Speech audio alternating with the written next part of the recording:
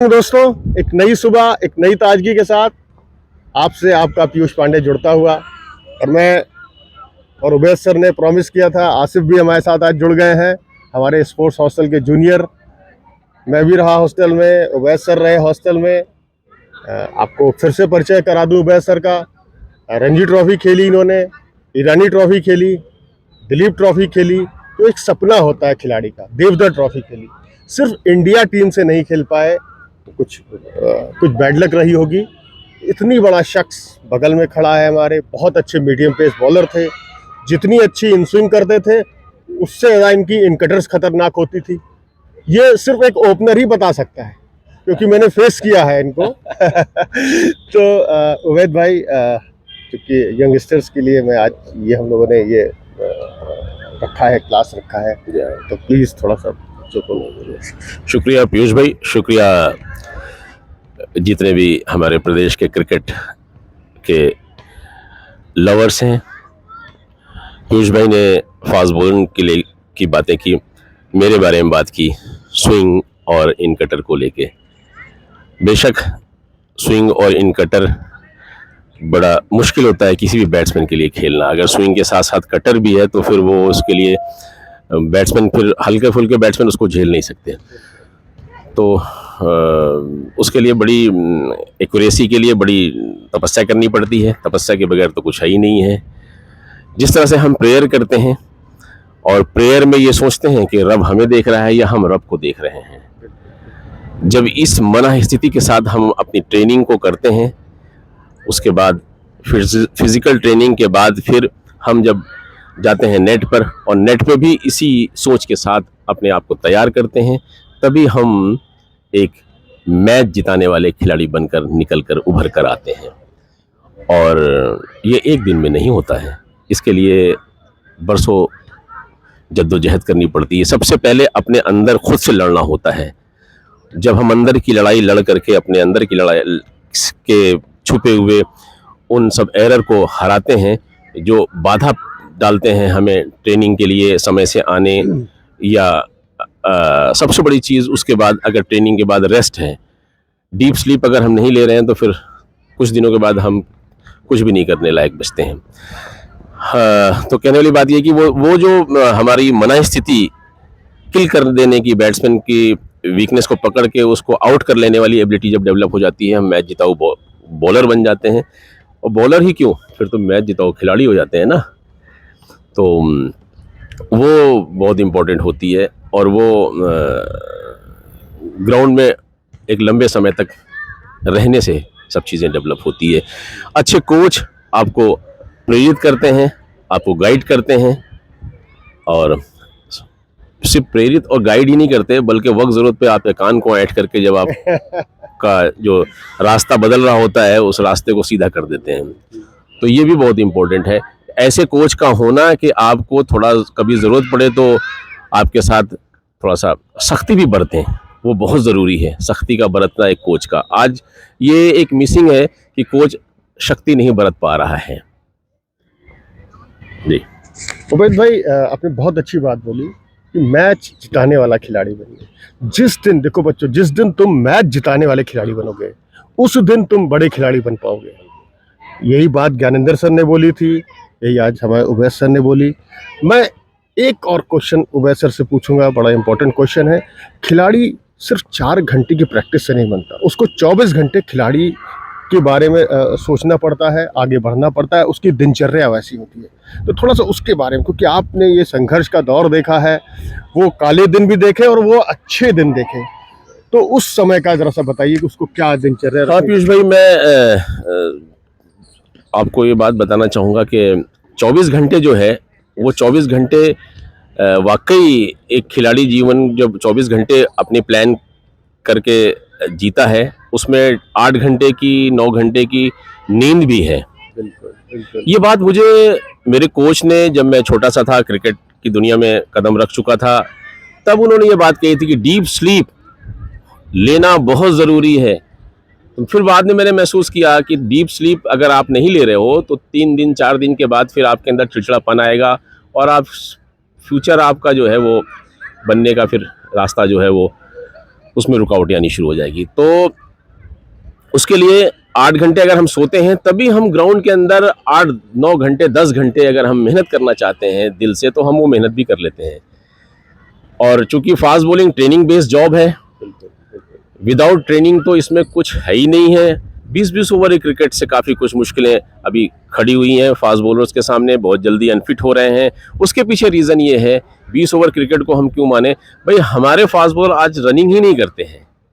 वो जिम में जा कर के मेहनत करते हैं, लेकिन वो मेहनत बॉलिंग तो रनिंग करके है। बिल्कुल बिल्कुल। बॉलिंग में तो हमको दौड़ना है, जंप करना है, बॉल डालना है, फॉलो थ्रू में जाना है।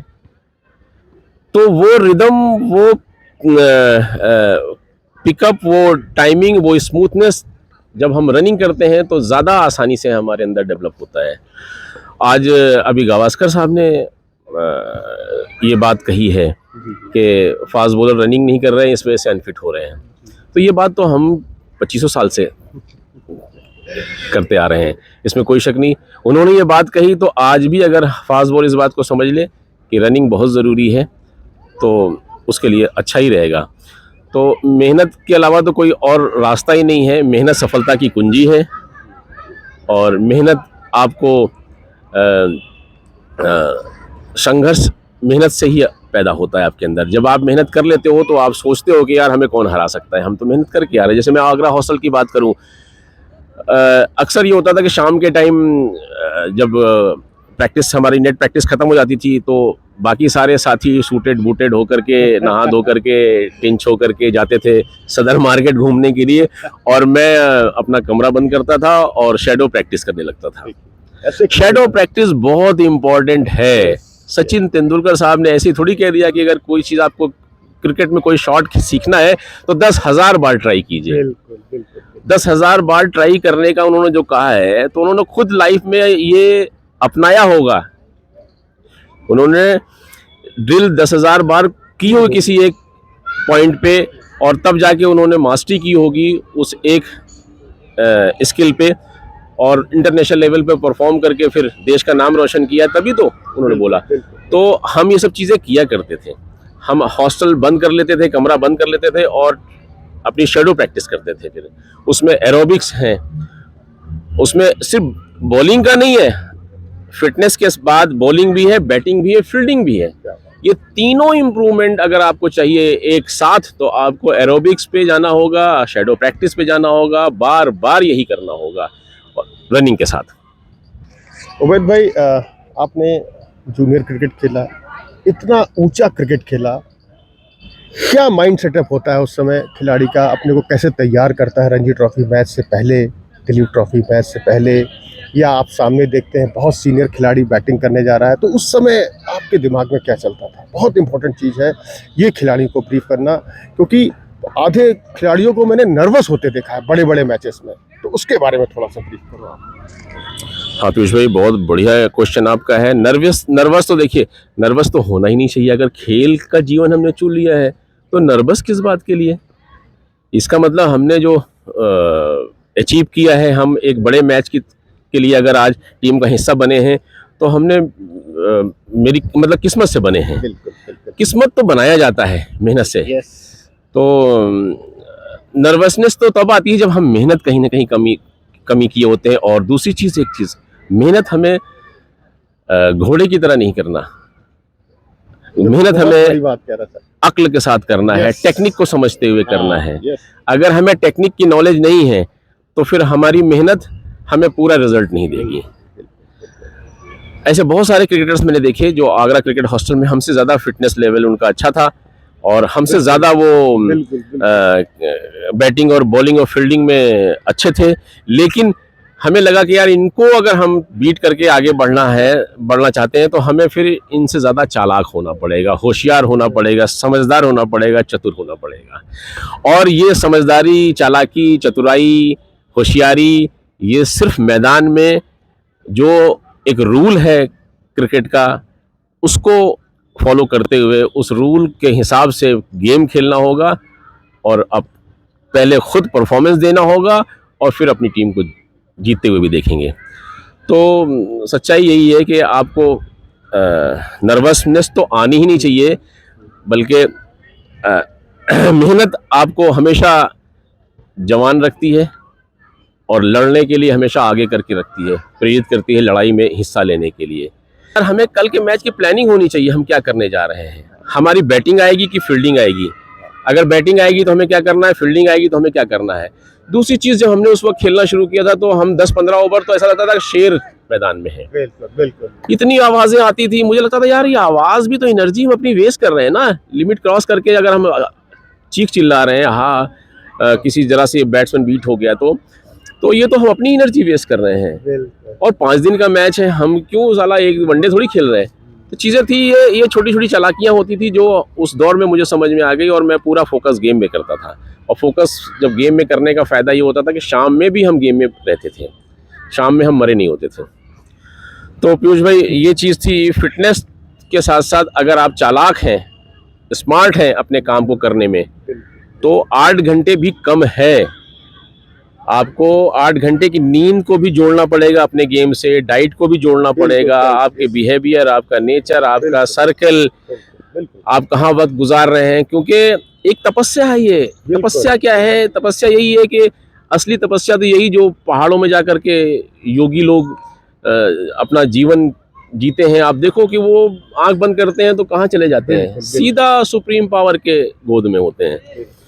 तो वो स्थिति हमको हर बॉल पे लानी पड़ती है, चाहे हम एज ए बैट्समैन हम बैटिंग कर रहे हो और चाहे हम एज ए बॉलर बॉलिंग कर रहे हो।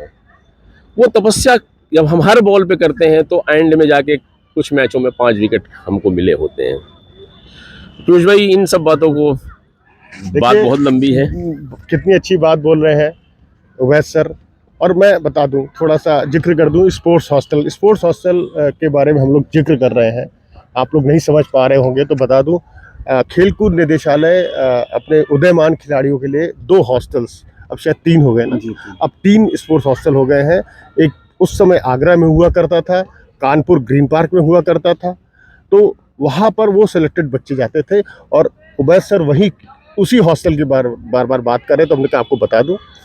तो आसिफ सर, चूँकि उवैस सर से आप भी बड़ी देर से खड़े हैं, आप भी हमारे जूनियर रहे स्पोर्ट्स हॉस्टल ग्रीन पार्क के, तो मैं आपसे कहूँगा कि जो आपके क्वेश्चंस हों आप प्लीज़ पूछिए।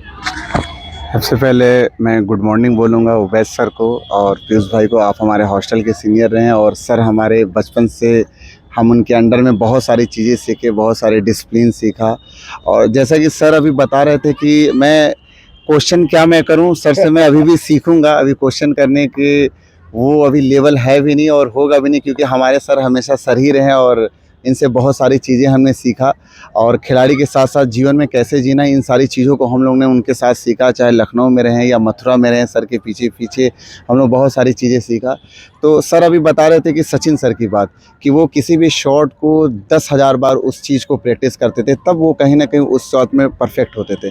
तो ये चीज़ें मैंने सर से बचपन में ही सुना था और इस चीज़ को मैं फॉलो करता हूँ आज ग्राउंड में। ये बच्चों को मैं बताता हूँ कि सचिन सर की बातें और बहुत सारी सर की बातें, जब आगरा हॉस्टल में सर शैडो करते थे, सर की बहुत सारी इंटरव्यू सुनता हूँ। सर हम लोग को अलग ट्रेनिंग दिया करते थे, जैसे बॉलर के लिए अलग अलग सा फिटनेस कराते थे, व्हील से कराते थे, टायर से, पैराशूट से। तो बहुत सारा चीज़ हमें उस वक्त का याद है जो कि मैं इन बच्चों पे यूज़ करता हूँ, जो टैलेंटेड बच्चे हैं। तो कहीं ना कहीं मैं सर से बहुत सारी चीज़ सीखा हूँ और अभी भी सीखने का बहुत प्रयास करता हूँ।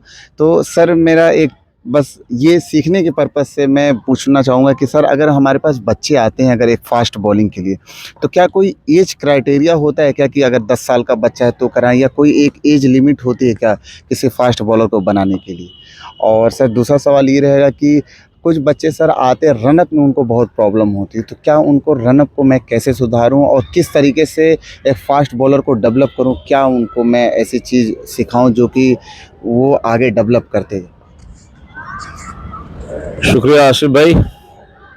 जैसा कि आप खुद फास्ट बॉलर रहे हैं, काफ़ी समय आपने मेरे साथ गुजारा है, तो फास्ट बॉलिंग के बारे में अगर बात करूं, बच्चा अगर छोटा सा आ रहा है तो उस बच्चे का देखना पड़ता है कि बैकग्राउंड क्या है, पेरेंट्स से उसे क्या मिल रहा है, फिर दूसरा वो उसका अपना क्या फास्ट बॉलिंग वो वाकई करने के लिए ज़िद्दी है या नहीं।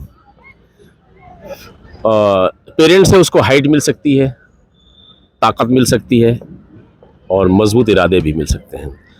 तो देखा जाए तो इरादे सबसे बड़े रोल अदा करते हैं। बहुत सारे ऐसे फास्ट बॉलर मैंने देखे हैं जिनकी हाइट कम थी, दुबले पतले से थे।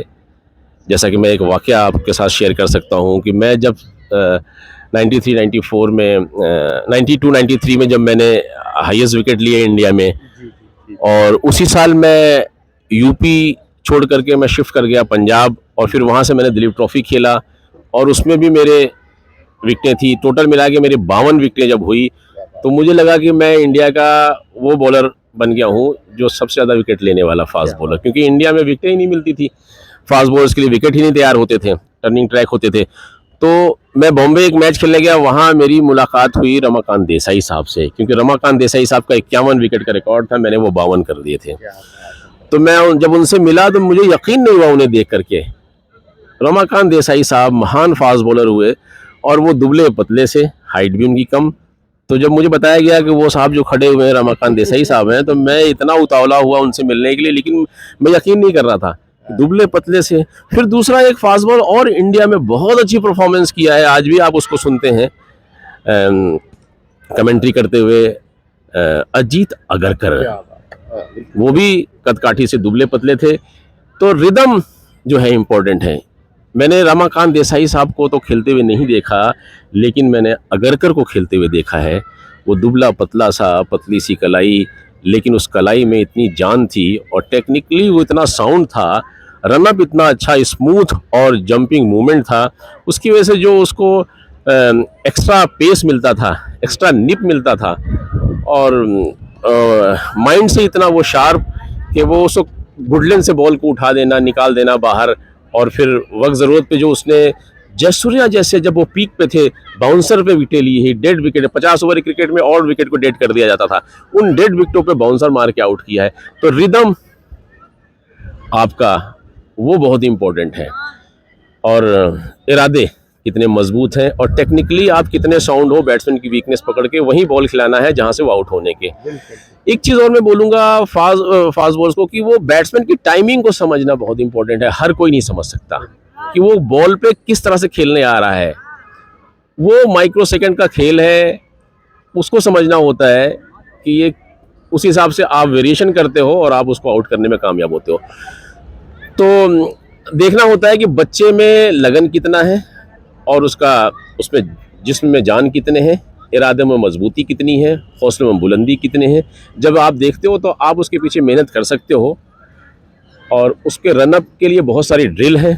वो ड्रिल धीरे धीरे आपको उसको ड्रिल की तरफ ले जाना होगा, और फिर ड्रिल की जब उसको आदत पड़ गई ना, जैसा मैंने अभी पहले बोला था, आपने भी बोला कि 10,000 बार अगर आप किसी चीज़ को ट्राई करोगे तो आप ज़रूर उसमें महारत हासिल कर लोगे। तो वो ड्रिल बहुत इंपॉर्टेंट है, और ड्रिल सिर्फ रनअप पे ही नहीं है, फास्ट बॉलर्स के लिए ड्रिल एक्शन में भी है, फॉलो थ्रू में भी है। आपको पता होना चाहिए, आपका सिक्स सेंस इतना स्ट्रांग हो कि आपको पता हो कि मैं आउट स्विंग करने जा रहा हूं तो मेरा हाथ कहां से आना चाहिए, मैं अगर इन स्विंग करने जा रहा हूं तो मेरा हाथ कान के पास से आना चाहिए, आउट स्विंग कर रहा हूं तो कान के थोड़ा दूर जाना चाहिए, क्रिच का इस्तेमाल करना आना चाहिए। और ग्रेट बॉलर बनना है तो हम बीच में से हाई आर्म एक्शन के साथ एक ही जगह से, ना तो कान के दूर और ना कान के नज़दीक से, हम एक ही एक्शन में इशारा करें बाहर निकल जाए बॉल, और जब इशारा करें अंदर आ जाए। वो चीज़ जब आप अपने बच्चे को सिखा देते हो ड्रिल करा करा के, तो ज़रूर वो बच्चा बहुत कम समय में अगर ये सारी ख़ास बातें सीख जाता है तो फिर आपको उसके पीछे ज़्यादा मेहनत करने की ज़रूरत नहीं होती। अच्छा, पेरेंट का क्या होता है? जब आप पेरेंट के साथ मिल जाते हो तो पेरेंट की तरफ से एक क्लियरिटी हो जाती है आपको कि ये बच्चा अब क्रिकेट से जुड़ा रहेगा। हालांकि पेरेंट का रोल अब बहुत ज़्यादा हो गया है। पेरेंट ही अक्सर देखते हैं कि बच्चे के कैरियर में बाधा बनते हैं, उन्हें पता नहीं होता, वो बहुत जल्दी चाहते हैं कि बच्चे का कैरियर बन जाए, अचीव कर जाए, वो भी कपिल देव, सचिन तेंदुलकर बन जाए। उसमें वो इतनी जल्दबाजी करते हैं कि बच्चे के ऊपर इतना ज़्यादा प्रेशर आ जाता है कि एक टाइम आता है उसमें अच्छा टैलेंट होने के बावजूद भी वो ख़त्म हो जाता है। मैंने ऐसे बहुत सारे, यही लखनऊ के अंदर केडी सिंह बाबू जहाँ मैं आज खड़ा हूँ, यहीं पर मैंने देखा था कई सारे बच्चों के पीछे माँ बाप ने बड़ी ज़्यादा मेहनत की, यहाँ तक कि ज़रा बात पे गलती करने पे उसको थप्पड़ भी मार दिया करते थे। आज वो क्रिकेट की दुनिया में कहीं नहीं है। बिल्कुल बिल्कुल बिल्कुल। तो ये देखना पड़ता है, पेरेंट्स का भी बिहेवियर आपको देखना होगा, और ये बड़ा मुश्किल काम है। एक खिलाड़ी पैदा करना बहुत मुश्किल काम है। और जैसे 9 महीने में एक बच्चा पैदा होता है, ऐसे कई बरसों में एक खिलाड़ी पैदा होता है। और फास्ट बॉलिंग चूँकि ट्रेनिंग बेस्ड जॉब है, हम ज़्यादा रिलैक्स नहीं हो सकते, और अगर आप रिलैक्स हो रहे हो तो आपका खिलाड़ी कहीं ना कहीं इंजर्ड हो सकता है। तो एक खिलाड़ी को ये समझना भी होगा कि उसका कोच जो है वो वही उसका माई बाप है। धन्यवाद। देखिए कितना अच्छा उबैद सर ने हम लोग को ब्रीफ किया, हम लोगों से जुड़े। मैं फिर थैंक्स बोलूँगा उबैद सर को कि आप लोगों ने बहुत अच्छी हम लोग को टिप्स दिए हैं। तो बच्चों प्लीज़ हमारे इस चैनल को लाइक करिए, सब्सक्राइब करिए, शेयर करिए, हम लोगों से जुड़ते चलिए। हम उबैद सर, आसिफ सर और हमारे जितने सीनियर हैं आपसे जुड़ते चलेंगे, नई नई चीज़ें आप लोगों को बताते चलेंगे। Take care, bye bye.